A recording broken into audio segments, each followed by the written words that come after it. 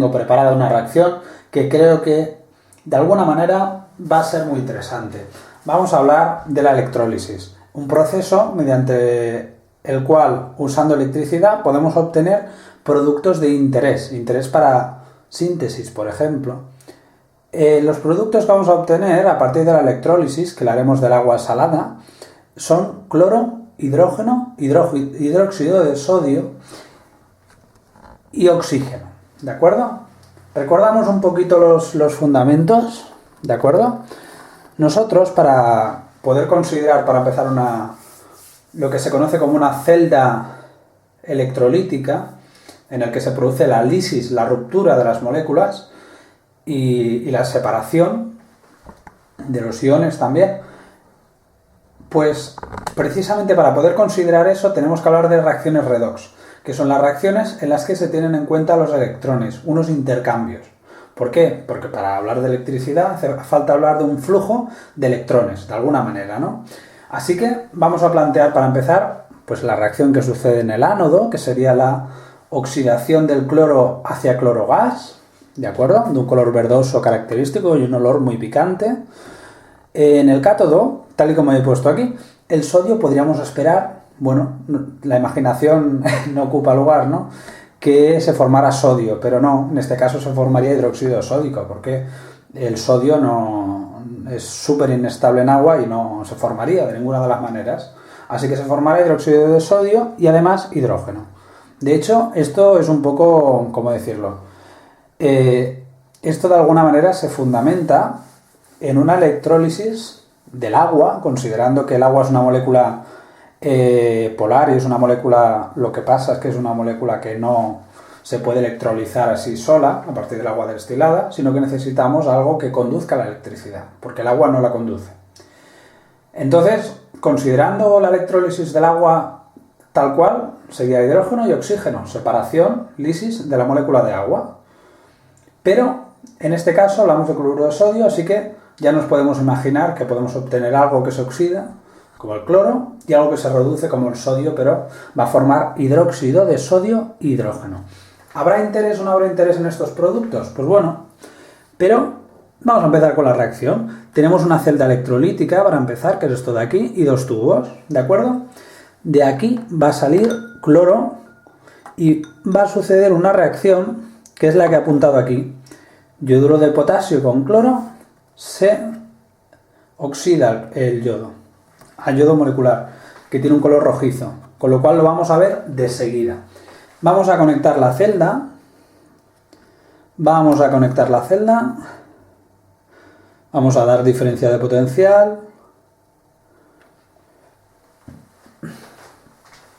La celda electrolítica no es nada del otro mundo, es simplemente, pues bueno, dos electrodos. En este caso he utilizado para el compartimento anódico un electrodo de carbono grafito, que es lo que resiste mejor el cloro, porque el resto de materiales se corrosionan. Y también he utilizado cobre. El cobre, en este caso, que es algo más económico que... Bueno, económico no, es más sencillo de conseguir que el carbón grafito en forma de electrodo. Es el cobre, que lo voy a utilizar precisamente porque, bueno, aguanta bastante bien todo lo que sucede en el compartimento catódico, de tal manera que, bueno, es el ataque, aun y considerando que va a haber un ataque, es poquito. Bueno, vamos a, dependiendo de lo que sea para cada uno, ¿no? Poquito. Vamos allá.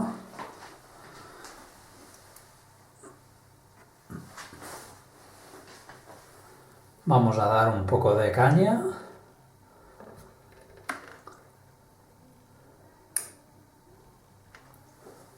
Vale.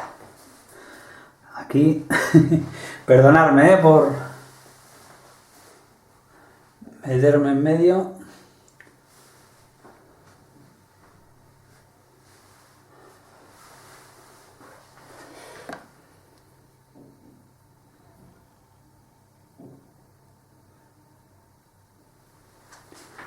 Vamos a ver si sucede alguna cosa, a ver si la disolución nos cambia de color. Vamos a darle caña.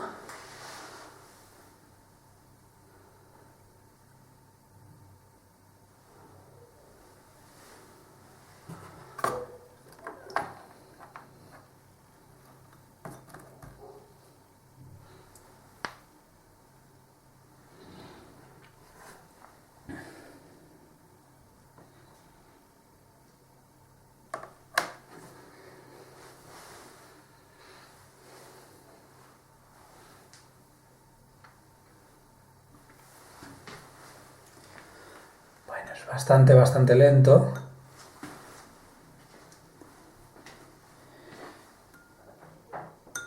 Ya ha sucedido lo que me imaginaba que iba a suceder.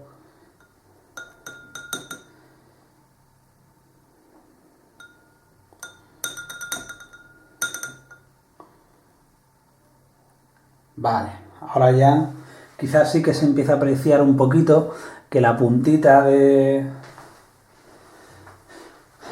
tubito ya aparece una coloración rojiza, una coloración que es porque el gas ahora se volverá amarillo, es porque el gas cloro está burbujeando aquí y lo que está haciendo es que el cloro desplace al yoduro, de tal manera que el cloro, que es bastante mejor oxidante que el yodo, va a conseguir pues oxidarlo, ¿no? Oxidar al yoduro. Bien, esto ya casi está. De hecho, ya vemos que el aspecto realmente más amarillo, ¿no? Esta tonalidad, y esto es precisamente por el yodo que se ha formado.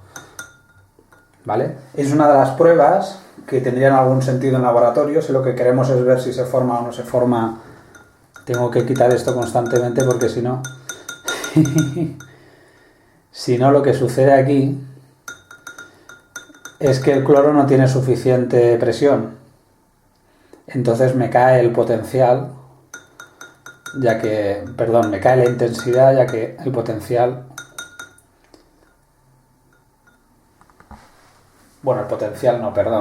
la disolución baja en el compartimento anódico, dejando el ánodo al descubierto, el electrodo en el ánodo al descubierto, y entonces la intensidad se vuelve cero.